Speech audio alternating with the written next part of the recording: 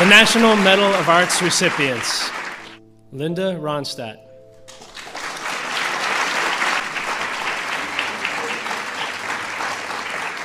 Oh, it's so weird, you know, it's just luck. I mean, I had no idea what I was doing. Ever wondered why Linda Ronstadt stayed single her whole life?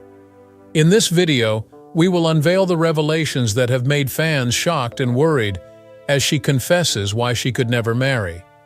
The enchanting voice behind timeless classics like Blue Bayou and You're No Good, Linda Ronstadt remains an enigmatic figure whose personal life has largely been shrouded in mystery. Her life is marked by both success and the echoes of loneliness. To understand Linda Ronstadt's perspective on marriage, it's essential to closely examine the roots of her upbringing. Her early years unveiled a canvas of influences and personal choices that would shape the trajectory of her life. Ronstadt was born in 1946, and her childhood was a harmonious blend of diverse influences. She embodied a blend of Mexican and white heritage, thanks to her father's Mexican roots and her mother's white background. Raised in Tucson, Arizona, Linda's parents were not only supportive, but also crucial contributors to her musical upbringing. Gilbert Ronstadt, her father, was a prosperous machinery merchant and had a deep appreciation for traditional Mexican music. He passed on his love for the diverse sounds of ranchers and corridos to Linda and her siblings. Ruth Ronstadt, her mother, was a homemaker with a passion for opera, introducing Linda to the world of classical music.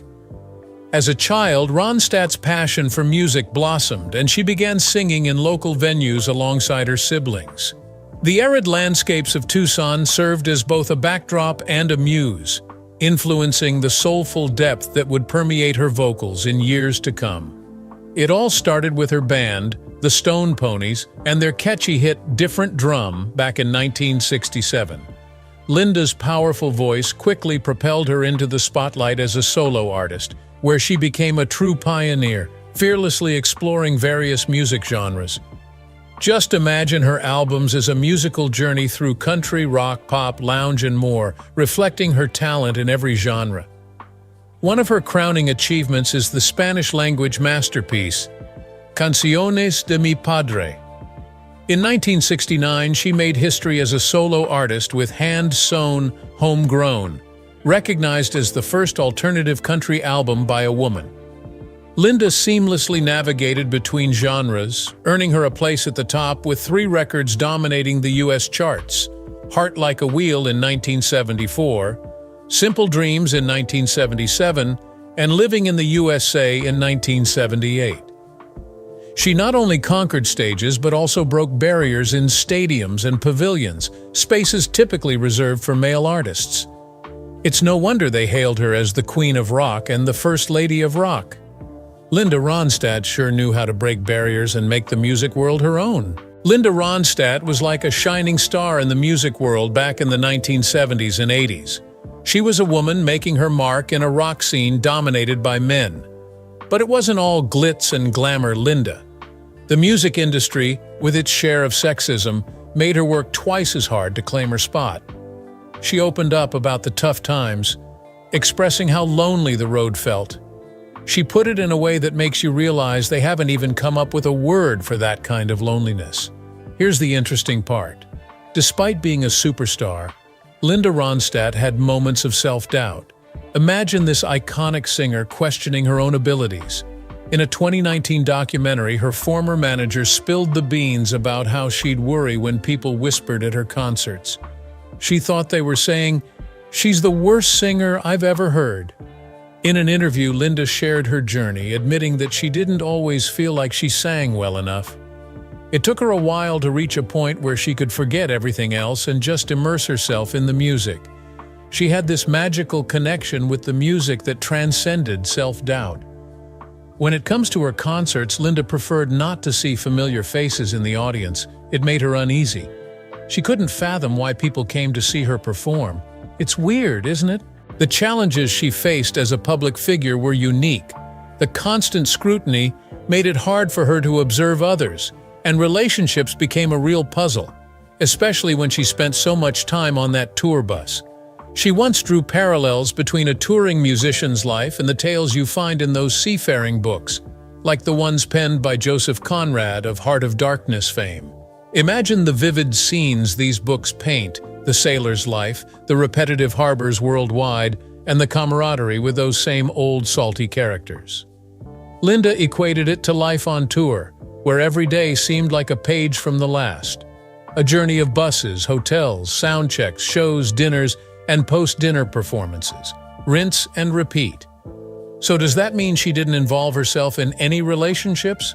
No. In fact, when Linda was ascending the musical ladder, she found herself entangled in many high-profile romances. Now, despite dating various influential figures from entertainment and politics, she never chose to marry anyone. Rumors circulated about her love life, attributing her single status to her sexual orientation. People believed she kept it a secret due to fear of rejection. But when she finally spoke up in an interview, she shared a completely different perspective. In fact, at one point in her life, this inspiring lady expressed her genuine desire to find love and marry the right person. She emphasized that it wasn't about societal expectations. It was about finding someone who made her heart sing. So what was the definition of the right person for her? Well, she also revealed her criteria for the ideal partner. Loyalty, personality, and a caring nature were non-negotiables. Plus, she revealed that a good sense of humor was a key ingredient for attraction. Someone who could make her laugh had an immediate advantage. Additionally, a shared love for music and a deep understanding of her were qualities that would make her consider a relationship. But despite dating men who shared her passion for music, none of them became her life partner. She disclosed the true reason for her singlehood later in life, shedding light on a different journey. While her peers were settling down and starting families, she was pouring her heart and soul into creating music for her fans. Linda Ronstadt made a deliberate choice to place her artistic journey above conventional views on marriage. She expressed her perspective with a laugh, sharing, "Marriage wasn't a priority for me. I was a serial monogamist." Her laughter hinted at the carefree spirit that guided her decisions. Her career held a special place in her heart, and she didn't want the commitment of marriage to divert her focus. But was it the only reason? No, definitely not. But before we delve into the other more serious reasons behind her choice to remain unmarried, let's take a moment to explore the series of weird relationships that added depth to her journey. In 1970, Linda had a pretty serious relationship with Grammy winner John Boylan. They were more than just a couple. They lived together, and John even managed Linda's career. Their love story blossomed, and they remained committed to each other for several years. But as life would have it, things took a turn when they decided to share the same living space. Linda shared with Rolling Stone in 2019 that it all fell apart at that point. She was looking for someone who understood her ambitions and supported her choices. Despite the personal separation, they continued to collaborate professionally and maintained a deep respect for each other's talents. After parting ways with John, Linda found love again in 1972 with J.D. Souther. They moved in together and spent 2 wonderful years together, working on numerous songs like Faithless Love, Simple Man, Simple Dream, and Prisoner in Disguise. Although their romantic journey came to an end in 1974, with J.D. admitting he couldn't quite remember why, they remained on good terms, cherishing the bond they built. Soon after her breakup with J.D. in 1974, Linda's heart found a new connection with Defending Your Life actor Albert Brooks in the same year. Despite their differences, Linda not being into Albert's line of work and Albert not being a musician, there was acute attraction between them. However, their love story concluded less than 2 years later in 1976. Now let's talk about the most famous relationship that she shared with Jerry Brown, an American politician and former governor of California. Their story began in 1971, and throughout the late 1970s, they enjoyed a lot of good times together. In her 2013 memoir, Simple Dreams, Linda warmly describes the joy they experienced for several years. Now, Jerry Brown was smitten right from the start. But you know, even though Linda found relief in the companionship with Jerry, she had a gut feeling that it wasn't a forever kind of thing. You see, dating a man in politics is a whole different game. Linda let the media think it wouldn't work out because a politician needs a constant presence at home, not a singer constantly on the move. In her own words, she never fooled herself into thinking they'd be sharing every aspect of their lives. She believed his world would be too confining for her and hers too wild for him. So they gracefully parted ways, choosing individual paths that resonated with their unique selves. They always stayed on excellent terms, even though Jerry's presence is barely acknowledged, and Linda doesn't dwell much on that chapter of her life. After bidding farewell to Jerry, Linda found herself in the company of none other than Bill Murray. Yes, the Emmy Award winner and the Groundhog Day star were rumored to have shared some special moments in the early 1980s. Later down the road in 1983, Linda's journey led her to Jim Carrey. The encounter took place at one of his performances in Los Angeles. Although she was originally on the lookout for someone to kick off her tour, fate had other plans, and Linda found a special connection with Jim. Their romance unfolded over a delightful 8-month period. Jim Carrey couldn't help but praise Linda, calling her an absolutely incredible human being.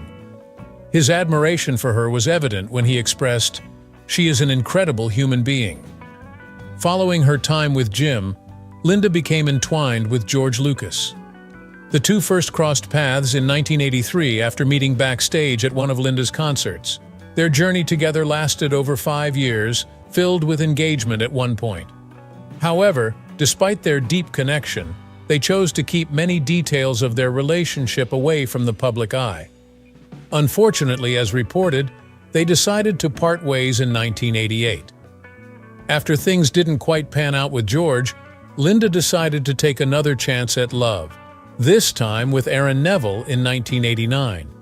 Their musical connection was as strong as their romantic one, recording duets like "Don't Know Much" and "When Something Is Wrong with My Baby." In the eyes of many, they were even dubbed the first couple of pop music. However, their romantic journey came to a close in 1992. Since then, Linda has embraced the role of a single mom, living and loving life to the fullest. Now, with such talented and charismatic men in her life, you might be wondering why Linda never considered any of them for marriage. Did she never find true love even once? Well, back in 1974, she pointed to the crazy Hollywood lifestyle as the reason behind her hesitation to fully commit to love. Linda reflected on her approach to relationships, expressing her reluctance to set herself up for disappointment.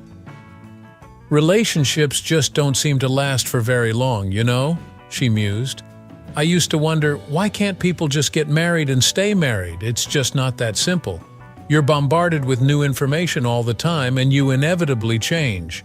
According to her, relationships posed a near impossible challenge.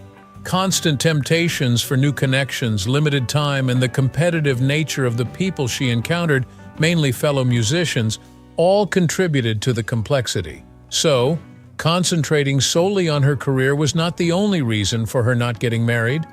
Actually, she always embodied a fierce independence in both her personal and creative life. She never wanted to sacrifice her independence. In fact, during a 2019 interview with the Washington Post, she boldly declared her lack of talent for marriage, emphasizing her unwillingness to compromise. "I don't like to compromise. If I want a pink sofa and somebody doesn't want a pink sofa, I'm not going for that. I want the pink sofa." In contrast to her frank reflections on relationships and marriage, Linda's experiences also diverged from the stereotypical image of rock stars during the late 60s and early 70s. While many are perceived to have engaged in wild parties fueled by various indulgences, Linda's story takes a different turn. Despite her independence, she emerged as a unique figure in the era's music scene. Acknowledging that she did try some unconventional things, she humorously shares a personal detail that sets her apart. "Did I try things? You bet I did. But my addiction is to reading. I was the girl back in the hotel room reading and knitting." Surprisingly, reading was a prevalent pastime among rockers, as Ronstadt pointed out. Sharing her experience at the National Book Festival in Washington, D.C., she mentioned, "A musician was the one who turned me on to Anna Karenina." According to her, piano players were avid readers, playing a role akin to calming things down, unlike drummers who weren't as inclined. She humorously compared the dynamics, stating, "The lead guitar player was like the high-strung pitcher, and the piano player was the catcher." And did you know about her adopted children? Well, this one is a lesser-known fact than her alleged affairs in addition to reading. Linda, the renowned When Will I Be Loved singer, uniquely embraced motherhood. Without traditional vows, she warmly welcomed her eldest daughter, Mary, into her heart in December 1990. Later in 1994, she expanded her family by adopting her son, Carlos. Amidst sold-out tours, Linda seamlessly blended the roles of a devoted mother and a music sensation. Around the turn of the millennium, a challenge emerged for Linda, a struggle with the once mighty voice that enchanted audiences.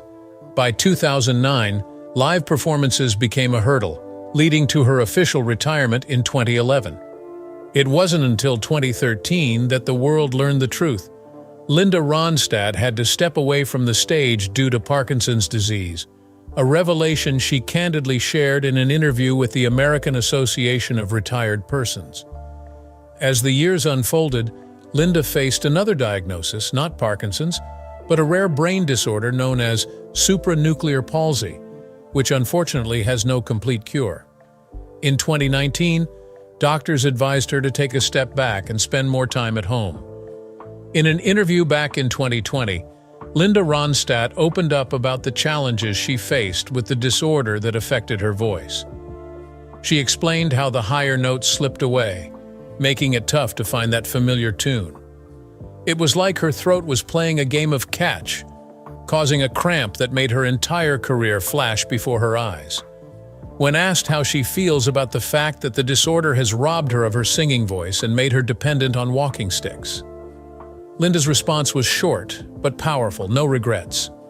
She reflected on her incredible career, acknowledging the extended run she had in the spotlight. For Linda, the diagnosis reshaped the course of her life, steering it away from the plan she had envisioned. Gardening, knitting, and leisurely travels were replaced with a more restricted reality. Despite these challenges, Linda found solace in the art of writing. It became a unique journey, allowing her to revisit the landscapes of her past and reconnect with cherished memories of people who are no longer physically present, but echo vibrantly in her mind. So does it indicate that she has disconnected herself from music? Not at all. Despite the ongoing battle with progressive supranuclear palsy, this Grammy Award-winning icon asserts that music remains an indispensable part of her life. In a heartfelt conversation, Linda candidly shared the challenges she faces and how her love for music endures. "I can't sing at all, but I still love music and can still play music in my head." While she may no longer produce the enchanting tones that once captivated millions and drew massive crowds in her prime, Linda's legacy is firmly secured. In 2014, she earned a well-deserved spot as a first-ballot Rock and Roll Hall of Famer. For her countless fans, she forever holds a place among the greatest vocalists across genres. If you are wondering whether she is still single or not, then let us tell you that now, in her late 70s, Linda Ronstadt gracefully embraces her single status. She dedicates her time to the ones who matter most, her cherished children. In her solitude, Linda finds solace in the enduring power of music and the joy that her children bring to her life. Whether she's listening to the tunes in her mind or basking in the warmth of family, Linda Ronstadt continues to inspire with her resilience and the timeless impact of her extraordinary musical journey. From the heights of fame to the sad moments of solitude, she left us thinking about our own journeys. In the face of challenges, how do you find inspiration to keep moving forward? Share your thoughts in the comments section below. Also, don't forget to hit that subscribe button for more video updates. See you in the next video. Until then, stay tuned.